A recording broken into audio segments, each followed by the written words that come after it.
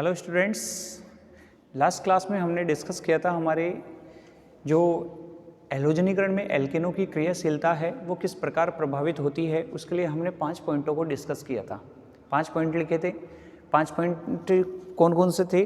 उसमें पहला पॉइंट था अभिक्रिय ऊष्मा, जिसमें हम प्रति मोल अभिक्रिय ऊष्मा की बात करते हैं। दूसरा पॉइंट था हमारे उसमें एक्टिवेशन एनर्जी, सक्रियण ऊर्जा। सक्रियण ऊर्जा क्या होती है कि वह न्यूनतम ऊर्जा जो किसी अभिक्रिया में अभिकारक को उत्पाद में बदलने के लिए आवश्यक होती है, सक्रियण ऊर्जा कहलाती है। तीसरा पॉइंट था हमारा मध्यवर्ती स्पीसीज और चौथा था संक्रमण अवस्था, ट्रांजिशन स्टेट। लास्ट क्लास में हमने ट्रांजिशन स्टेट और मध्यवर्ती में, इंटरमीडिएट में और ट्रांजिशन स्टेट में डिफ्रेंशिएट किया था कि टीएस हमेशा हर एक केमिकल रिएक्शंस में बनती है, चाहे वो सिंगल स्टेप मैकेनिज्म हो चाहे मल्टी स्टेप मैकेनिज्म हो। और जो इंटरमीडिएट बनता है वो अगर मल्टी स्टेप से होती है रिएक्शन तो ही इंटरमीडिएट बनता है, लेकिन टीएस में ऊर्जा का मान सबसे सर्वाधिक होता है, जबकि इंटरमीडिएट की ऊर्जा हमेशा फर्स्ट टीएस से कम होती है। और उसके लिए हमने एक डायग्राम भी चेक किया था लास्ट वीडियो में, हमारी लास्ट क्लास में। तो इसका जो 5th पॉइंट था वो था सेलेक्टिविटी और रिएक्टिविटी, मतलब क्रियाशीलता व वर्णात्मकता। तो आज हम इस पॉइंट को मेंशन कर रहे हैं। टॉपिक है क्रियाशीलता एवं वर्णात्मकता।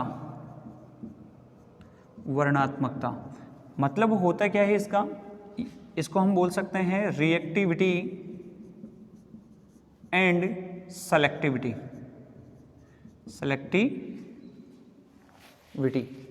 Reactivity and selectivity. अब देखो, नाम जैसा है, एक बार उसको समझो कि रिएक्टिविटी का मतलब है कि कहाँ रिएक्ट करेगा, विच पोजीशन, और सेलेक्टिविटी का मतलब होता है कि प्रोडक्ट कैसे बनेगा, कौन सा मेजोरिटी में बनेगा। तो हम इन दोनों चीज़ों की बात करते हैं। मतलब पहले अटैक कहाँ करेगा उसका सिलेक्शन करता है, और उसके बाद उसकी रिएक्टिविटी चेक करता है कि वास्तव में ये प्रोडक्ट बन रहा है, नहीं बन रहा है, बन रहा है तो कितनी मात्रा में ये बन रहा है। तो हमको ये ध्यान रखना है कि जब अपन एल्केनों के हैलोजनीकरण की बात करते हैं, ध्यान से समझना इस चीज़ को, कि जब हम एल्केनों के हैलोजनीकरण की बात करते हैं तो हम फ्लोरीन और आयोडीन को यूज़ नहीं करते। कारण है, फ्लोरीन का आकार छोटा होता है, तो उसकी जो रेट ऑफ रिएक्शन है, अभिक्रिया करने की जो गति है, वो इतनी फास्ट होती है कि हम उसको ऑब्जर्व नहीं कर पाते। जबकि आयोडीन आकार बड़ा होने के कारण वह इतनी स्लो रिएक्शंस प्रोसीड करता है कि अभिक्रिया को संपन्न होने में काफ़ी समय व्यतीत हो जाता है, तो हमें रिजल्ट प्राप्त नहीं हो पाता। इसलिए जब हम हैलोजनीकरण की बात करते हैं सामान्यतः तो क्लोरीनेशन और ब्रोमिनेशन की बात की जाती है, क्लोरीनीकरण और ब्रोमिनीकरण अभिक्रिया की बात की जाती है।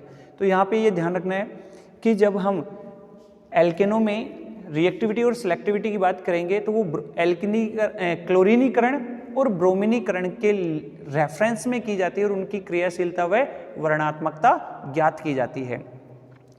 और अपन को ये भी अपन ने पहले इस वीडियो में चेक किया था कि जब अपन एल्केन का हैलोजनीकरण कर रहे थे तो वहाँ पे हाइड्रोजन परमाणुओं की जो क्रियाशीलता का क्रम था वह क्रम बहुत इंपॉर्टेंट होता है, क्योंकि उसी के आधार पर ये सिलेक्टिविटी और रिएक्टिविटी को निर्धारित की जाती है। हाइड्रोजन 3 प्रकृति के थे, प्राइमरी हाइड्रोजन, सेकेंडरी हाइड्रोजन और टर्सरी हाइड्रोजन, प्राथमिक, द्वितीयक व तृतीयक हाइड्रोजन। उसी बेसिस पे हम क्लोरीनेशन और ब्रोमिनेशन को निर्धारित करेंगे। कैसे? तो रिएक्टिविटी और सेलेक्टिविटी के लिए ध्यान रखना, क्लोरीनेशन और ब्रोमिनेशन करते हैं अपन, और उसके लिए जो इनकी जो रिएक्टिविटी होती है हाइड्रोजन परमाणुओं के प्रति वो कितनी है, उसको हम एक सारणीबद्ध करते हैं। कि माना कि जो यौगिक हैं उसमें 3 तरह के हाइड्रोजन हैं, तीनों तरह के हो सकते हैं। कौन कौन से हैं? पहला है 1 डिग्री हाइड्रोजन प्राथमिक, दूसरा है 2 डिग्री हाइड्रोजन और तीसरा है 3 डिग्री हाइड्रोजन। लेकिन ध्यान रखना, इस पूरी प्रक्रिया में हम केवल 2 चीज़ों को मेंशन करेंगे, या तो क्लोरीनीकरण को या फिर ब्रोमिनीकरण को। अगर हम क्लोरीनीकरण करवाते हैं तो Cl2 के साथ रिएक्शन होगी Cl के साथ, और ब्रोमीनीकरण करवाएंगे तो Br2 के साथ रिएक्शंस अपन मेंशन करेंगे। तो ध्यान रखना, अगर क्लोरीन की बात करें, क्लोरीनीकरण करवाते हैं तो 1 डिग्री हाइड्रोजन के प्रति उसकी जो क्रियाशीलता होती है वो 1 होती है, जबकि 2 डिग्री के लिए लगभग 3.8 होती है, जबकि 3 डिग्री के लिए इसकी जो रिएक्टिविटी होती है वो कितनी होती है, 5 होती है। ये फिक्स वैल्यू होती है। ऐसे ही ब्रोमिनेशन के लिए 1 डिग्री के लिए 1, 2 डिग्री के लिए 82 और 3 डिग्री के लिए 1600 ये वैल्यू निर्धारित की जाती है, ये वैल्यू फिक्स होती है। अब बात करते हैं इस क्रिया के आधार पर हमें ये चेक करना पड़ेगा कि अगर कोई स्पीसीज, कोई एल्केन ऐसा है जिसमें 1 degree, 2 degree, 3 degree hydrogen present है, तो उसमें आपको 1 डिग्री हाइड्रोजन चेक करने पड़ेंगे, और 1 डिग्री हाइड्रोजन चेक करने के बाद हम उसकी जो रिएक्टिविटी है उससे मल्टीप्लाई करके उसकी जो यील्डनेस है वो निकाल सकते हैं। फॉर्मूला होगा अपने पास यील्डनेस निकालने के लिए, हम उसको चेक करेंगे। तो यहाँ से अगर अपन बात करते हैं, ये तो अपने इसके लिए रिएक्टिविटी ऑर्डर की बात की है कि अगर क्लोरीनेशन करवाएं तो 1 डिग्री हाइड्रोजन को कैसे, कितनी रिएक्टिविटी के साथ रिमूव करेगा, 2 डिग्री या 3 डिग्री को रिमूव करने की जो प्रोबेबिलिटी है, उसकी जो प्रायिकता है, उसकी जो क्रियाशीलता वो किस प्रकार निर्धारित होगी। तो यहाँ से इस पॉइंट के आधार पर हमको क्या करना है, रिएक्टिविटी या यील्डनेस की बात करते हैं। यील्डनेस क्या होता है, यील्डनेस होता है कि वो कितनी मात्रा में यौगिक बनता है, उसकी जो बनने की जो क्रियाशीलता है वो निर्धारित की जाती है। इनकी जो क्रियाशीलता है 1 डिग्री हाइड्रोजन, 2 डिग्री हाइड्रोजन या 3 डिग्री हाइड्रोजन के रेफरेंस में। तो कैसे निर्धारित करेंगे रिएक्टिविटी या यील्डनेस को, कि यहाँ पे हम चेक करेंगे टोटल नंबर ऑफ हाइड्रोजन, और साथ में ये उसकी जो रिएक्टिविटी सीरीज है, रिएक्टिविटी ऑर्डर बात कर रहे हैं अपन, रिएक्टिविटी ऑर्डर है ये किसके लिए, 1 डिग्री, 2 डिग्री और 3 डिग्री हाइड्रोजन के लिए। क्या है ये, रिएक्टिविटी ऑर्डर हम डिसाइड करते हैं। क्लियर है। तो यहाँ से हम क्या चेक करेंगे, इसके लिए रिएक्टिविटी तो ये है, तो हम रिएक्टिविटी की जगह हम क्या कह सकते हैं, इसकी सेलेक्टिविटी है कि किस प्रकार ये प्रोडक्ट का फॉर्मेशन करेगा। तो यहाँ से अपन बात करेंगे सेलेक्टिविटी या यील्डनेस, ये अपन मेंशन करेंगे। और ये मेंशन करने के लिए हमारे पास एक फॉर्मूला है। वो फॉर्मूला क्या है, फॉर्मूला होता है कि नंबर ऑफ 1 डिग्री, 2 डिग्री या 3 डिग्री हाइड्रोजन, फॉर्मूला है टोटल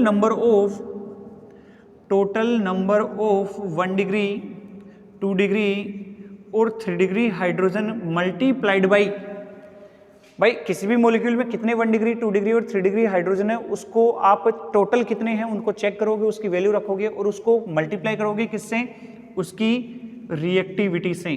किससे मल्टीप्लाई कर दोगे, उसकी रिएक्टिविटी। रिएक्टिविटी क्या है, ये रही। जैसे मान लो हाइड्रोजन 1 डिग्री हाइड्रोजन मान लो 3 है, तो 3 गुणा 1। मान लो हाइड्रोजन प्राथमिक हाइड्रोजन हो गए 6, तो 6 गुणा 1 हो जाएगा। उस यौगिक में 3 डिग्री हाइड्रोजन 1 ही है, क्योंकि 1 ही हो सकता है 3 डिग्री हाइड्रोजन, तो 1 गुणा 5। मान लो कि 2 डिग्री हाइड्रोजन 2 है, तो 2 गुणा 3.8। ब्रोमिनेशन करवाएंगे तो ये इसके साथ मल्टीप्लाई हो जाएगा। तो इस तरह से हम इसकी जो सिलेक्टिविटी या यील्डनेस की बात करते हैं, उसका फॉर्मूला क्या निकालते हैं अपन, फॉर्मूला निकालते हैं total number of 1 degree, 2 degree, 3 degree hydrogen. अब एक साथ नहीं लिखना तीनों को, 1 डिग्री है तो 1 डिग्री की वैल्यू रखेंगे और उसकी रिएक्टिविटी से मल्टीप्लाई करेंगे। 2 डिग्री है तो 2 डिग्री की रिएक्टिविटी के साथ मल्टीप्लाई करेंगे, और अगर 3 डिग्री है तो 3 डिग्री की रिएक्टिविटी के साथ मल्टीप्लाई करते हैं। इसके बाद हम बात करते हैं यील्डनेस, निकाल ली अपन ने। यील्डनेस के बाद इसकी यील्डनेस परसेंट निकाली जाती है, यील्डनेस परसेंट। और यील्डनेस परसेंट निकालने के लिए क्या करना है कि जो अलग अलग स्पीसीज बनती हैं, जैसे मान लो एक कंपोनेंट है उसका क्लोरीनेशन करवाया और 2 प्रोडक्ट बने, तो 2 प्रोडक्टों के लिए अपन को कैसे निकालना है कि हम क्या करेंगे, जो प्रोडक्ट है, एक बार मैं एक रिएक्शंस की बात करता हूं, जैसे ए की रिएक्शन Cl2 के साथ करवाइए, इसमें B + C + D प्रोडक्ट बन रहे हैं। ये क्या है, प्रोडक्ट हैं जिसमें क्लोरीन जुड़ा है, क्लोरीनेशन उसका हुआ है। तो यील्डनेस कैसे निकालेंगे कि जो भी प्रोडक्ट अपन लेते हैं उसकी यील्डनेस बटे टोटल यील्डनेस मल्टीप्लाइड बाई 100, यही लिखते हैं अपन। तो जो भी कंपोनेंट होगा उसकी यील्डनेस बटे टोटल यील्डनेस। तो यहाँ पे लिखेंगे कंपाउंड यील्डनेस, यौगिक की लब्धि। यील्डनेस का मतलब क्या होता है? लब्धि, मात्रा, कितनी मात्रा में बन रही है। तो यहाँ से लिखेंगे यौगिक की मात्रा बटे कुल मात्रा मल्टीप्लाइड बाई 100। मतलब अपने इसको यील्डनेस परसेंट के लिए अपन क्या कहेंगे? यील्डनेस ऑफ कंपाउंड बटे टोटल यील्डनेस मल्टीप्लाइड बाई 100। ये इसकी यील्डनेस परसेंट निकल के आती है कि वो कितना परसेंट बन रहा है। परसेंटेज की बात करते हैं तभी हम तो ये बात कर पाएंगे कि मेजॉरिटी और माइनॉरिटी में किस तरह के कंपोनेंट्स बन रहे हैं। तो एक एग्जांपल्स के थ्रू हम इसको डिस्कस करने वाले हैं। एक बार इस चीज़ को वापस से समझिए कि जब एल्केनो की जो अपन हैलोजनीकरण की बात करते हैं तो उसमें एल्केनो की क्रियाशीलता और वर्णात्मकता की बात की जाती है। ओके, तो इस क्रियाशीलता और वर्णात्मकता में हम क्लोरीनेशन और ब्रोमिनेशन को प्रायोरिटी में रखते हैं। अब उस एल्केन में 1 डिग्री, 2 डिग्री, 3 डिग्री प्रकार के हाइड्रोजन उपस्थित हो सकते हैं। क्लोरीनेशन के लिए इनकी जो क्रियाशीलता है वो किस प्रकार है, और ब्रोमिनेशन के लिए इनकी क्रियाशीलता है वो इस प्रकार से निर्धारित होती है। इसके बाद हमको क्या करना है, उस कंपोनेंट के लिए जो बन रहे हैं, प्रोडक्ट बन रहे हैं, उस प्रोडक्ट के आधार पर हम उसके सिलेक्टिविटी या यील्डनेस की बात करते हैं। और उसको यील्डनेस निकालने का फॉर्मूला होता है total number of 1 degree, 2 degree, 3 degree hydrogen multiplied by its reactivity, कि 1 डिग्री, 2 डिग्री और 3 डिग्री हाइड्रोजन की जो रिएक्टिविटी है क्लोरीनेशन और ब्रोमिनेशन के लिए वो कितनी है। ये चीज़ अपन को ध्यान रखनी है। इसके बाद जब अपन यील्डनेस निकालते हैं, यील्डनेस को यील्डनेस परसेंट में कन्वर्ट करेंगे कि कितनी मात्रा में वो बन रही है परसेंटेज के हिसाब से। तो इसके लिए अपने पास फॉर्मूला होता है कि जिस कंपोनेंट की यील्डनेस निकालनी है, परसेंट निकालनी है, उसकी मात्रा बटे कुल मात्रा, मतलब जितने भी प्रोडक्ट बने उनको सबको ऐड कर दीजिए और उसके बाद अपन इसको 100 से मल्टीप्लाई करते हैं, यील्डनेस परसेंट निकालते हैं। तो ये चीज़ समझ में आ गई। हम एग्जाम्पल के थ्रू इसको मेंशन करते हैं कि किस प्रकार हम इसका फॉर्मेशन कर सकते हैं। चलिए एक बार चेक करते हैं कंपोनेंट्स के लिए कि हम इसकी जो यील्डनेस है वो कैसे निर्धारित करते हैं। इंपॉर्टेंट टॉपिक है, समझना है सबको, क्योंकि बहुत बार यूनिवर्सिटीज़ के जो एग्जामिनेशन है उसमें इस तरह के क्वेश्चन पूछे गए हैं कि कोई भी एल्केन दे दिया जाता है, उसका क्लोरीनेशन में जो बनने वाले उत्पाद हैं उनकी परसेंटेज मात्रा कितनी है उसका निर्धारण करवाया जा सकता है। तो जैसे मान लो हमने लिया है प्रोपेन। प्रोपेन क्या होता है? CH3 CH2 CH3। इस पर हमने क्लोरीनीकरण करवाया है। क्या करवाया अपन ने? क्लोरीनीकरण करवाया है। अब इस क्लोरीनीकरण अभिक्रिया में हमको क्या करना है? अलग अलग देखो, यहाँ पे 2 प्रकार के हाइड्रोजन है, ये 1 डिग्री है और ये 2 डिग्री है। तो 2 तरह के उत्पाद बन सकते हैं। पहला उत्पाद कौन सा है? जैसे मान लो अगर यहाँ से हटे हाइड्रोजन या यहाँ से, बात एक ही है, एक उत्पाद बना रहा हूँ इस CH3 या इस CH3 को हटा में से एक हाइड्रोजन को रिमूव करके। तो पहला प्रोडक्ट बन सकता है CH3 CH2 CH2 Cl CH2Cl। दूसरा उत्पाद क्या बन सकता है कि यहाँ से H+ हटे तो उत्पाद क्या बनेगा? CH3 CHCl CH3। वैसे नाम हम इनके दे सकते हैं। इसको तो अपन कहेंगे प्रोपिल क्लोराइड N प्रोपिल कह सकते हैं, और ये होता है आइसो प्रोपिल क्लोराइड। ओके, अब यहाँ पे बात करते हैं इसके यील्डनेस की। तो सबसे पहले यील्डनेस ऑफ N प्रोपिल क्लोराइड कह दें, इसको हम A कह देते हैं और इसको हम B कह देते हैं। नाम नहीं लिखना पड़ेगा, A और B से हम इसको मेंशन कर रहे हैं कि A प्रोडक्ट तो कौन है? N प्रोपिल क्लोराइड है, और B कौन है? Isopropyl chloride. तो यहाँ से हम बात करेंगे सबसे पहले यील्डनेस की। यील्डनेस किसकी निकालेंगे? A और B दोनों की अलग अलग निर्धारित करेंगे। तो बात करें यील्डनेस ऑफ A।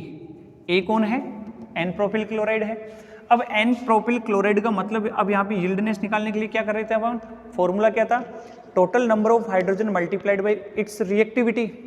और 1 डिग्री हाइड्रोजन के लिए क्लोरीनेशन में रिएक्टिविटी कितनी होती है? एक निर्धारित कर रखी है अपन ने। तो यहाँ पे ये चेक कीजिए कि कितने 1 डिग्री हाइड्रोजन है, रिएक्टेंट में चेक करना है आपको, प्रोडक्ट में नहीं, क्योंकि यहाँ से बनेगा वो प्रोडक्ट। तो रिएक्टेंट 1 डिग्री हाइड्रोजन कितने, 3 यहाँ है और 3 यहाँ है, टोटल कितने हो गए 6। और इसकी रिएक्टिविटी कितनी होती है क्लोरीनेशन में 1 डिग्री की, 1 होती है, तो टोटल वैल्यू कितनी आई 6। बात करते हैं yieldness of B compound. B compound कौन है, आइसोप्रोपाइल क्लोराइड है। आइसोप्रोपाइल क्लोराइड में देखो यहाँ से क्या है, 2 डिग्री कितने हाइड्रोजन है, 2 हैं, और 2 डिग्री हाइड्रोजन की रिएक्टिविटी कितनी है 3.8, 3.8 है, तो 2 के लिए कितनी आ जाएगी 7.6 आ जाएगी। ये तो हमने यील्डनेस निकाली, इनकी मात्रा निकाली है। अब हमको क्या करना है, परसेंटेज मात्रा निकालनी है। तो परसेंटेज के लिए क्या करना पड़ेगा, यील्डनेस परसेंट ऑफ ए की मात्रा निकालनी है। और इसके लिए फॉर्मूला क्या दिया था कि जिस यौगिक की आपको यील्डनेस परसेंट निकालनी है उसकी मात्रा बटे टोटल। टोटल तो कितनी हो गई इसमें भाई, 2 ही बन रहे हैं, ये कितना बन रहा है 6 में 6 मतलब मात्रा कितनी है 6, और इसकी कितनी है 7.6। तो क्या करेंगे, टोटल मात्रा कितनी हो गई, दोनों को ऐड करेंगे, तो यहाँ से जितने भी प्रोडक्ट बन रहे हैं उसकी मात्राओं को जोड़कर टोटल मात्रा निकाली जाएगी। तो यील्डनेस परसेंट ऑफ ए निकालोगे तो ए की मात्रा कितनी है 6 बटे टोटल मात्रा, टोटल कितनी है 6 प्लस 7.6 गुणा किससे करना है 100 से, तो 6 बटे 13.6 गुणा 100 लिख सकते हैं। तो इस कंडीशन में आप जब इसको कैलकुलेट करोगे तो इसका जो मान आएगा वो अप्रोक्सीमेट अपन कितना लिख सकते हैं, इसका जो मान आता है वो आएगा अप्रोक्सीमेट 4/600, अपने यहाँ पे इसको लिख सकते हैं 600 बटे 13.6 ऐसे लिख सकते हैं। तो इसकी जो अप्रोक्सीमेट मात्रा आती है वो लगभग आती है 44 पॉइंट समथिंग की अप्रोक्सीमेट, 44.18% कह सकते हैं। ओके, बात करते हैं यील्डनेस ऑफ बी की। Yieldness of B, yieldness percent of B, percentage निकाल रहे हैं अपन, यील्डनेस परसेंट ऑफ बी। अब बी की मात्रा कितनी है, ये रही 7.6 बटे 6 प्लस 7.6 टोटल मात्रा गुणा 100, तो ये आ जाएगा 7.6 बटे 13.6 गुणा 100। तो मैं इसको ऐसे लिख सकता हूं क्या, 760 बटे 13.6। तो अप्रोक्सीमेट कितना आ जाएगा 56 के अप्रोक्सीमेट आ जाएगा। तो इसकी जो मात्रा आएगी वो लगभग कितनी आ जाएगी 55 पॉइंट समथिंग आ जाएगी, क्योंकि ये 100 में से ये माइनस करोगे तो 55 पॉइंट अप्रोक्सीमेट 82 के। तो इसको मैं कह सकता हूँ ये तो लगभग कितना है 44% और ये लगभग कितना है 56%। तो ये बताओ कि इस स्थिति में जो एन प्रोपिल क्लोराइड है वो कितना परसेंट बन रहा है 44%।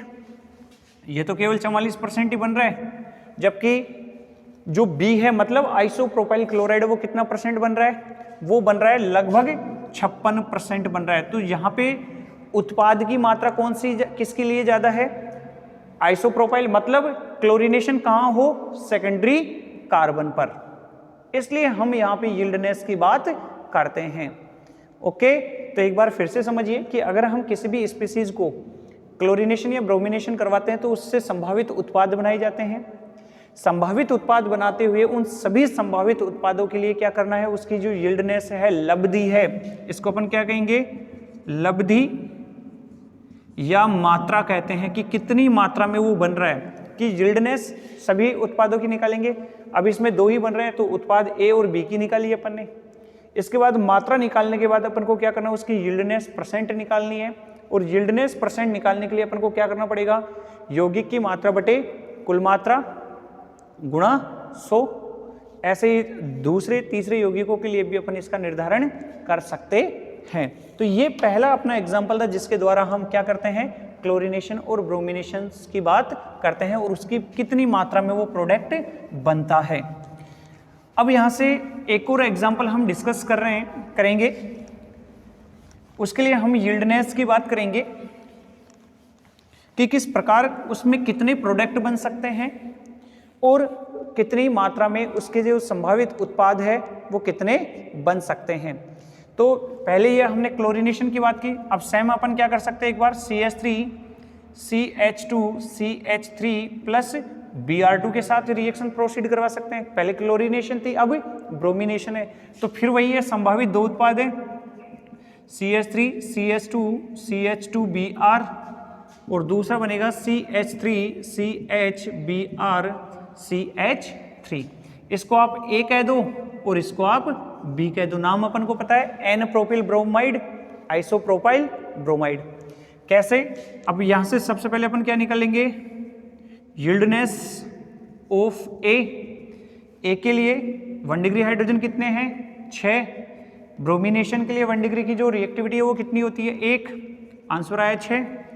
इसके बाद अपन क्या करेंगे, यील्डनेस ऑफ B कितने हैं, 2 डिग्री हाइड्रोजन 2 मल्टीप्लाइड बाई इसकी रिएक्टिविटी होती है 82। आंसर आएगा 82। यील्डनेस परसेंट निकालोगे, yieldness percent of A, yieldness percent of A की मात्रा बटे कुल मात्रा 6 + 82 इंटू 100, तो 600 बटे 88 आ गई क्या। आप इसकी मात्रा कैलकुलेट करोगे।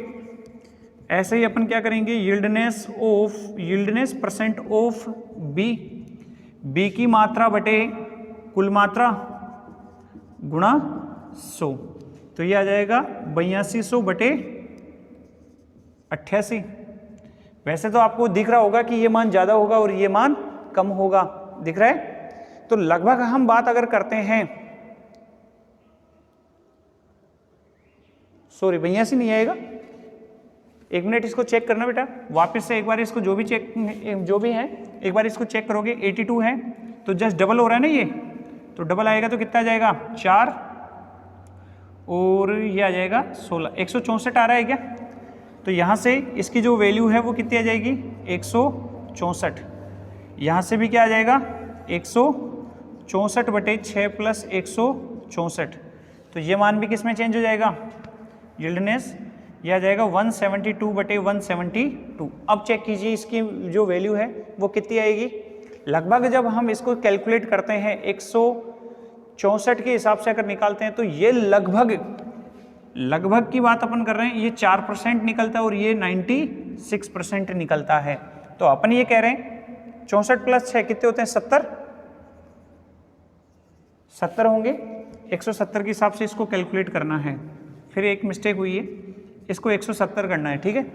लगभग इसका मान निकालोगे तो लगभग 4% आएगा और इसका मान निकालोगे तो लगभग 96, मतलब ए जो प्रोडक्ट है वो कितना परसेंट बन रहा है, मात्र 4%, जबकि बी प्रोडक्ट कितना बन रहा है 96%।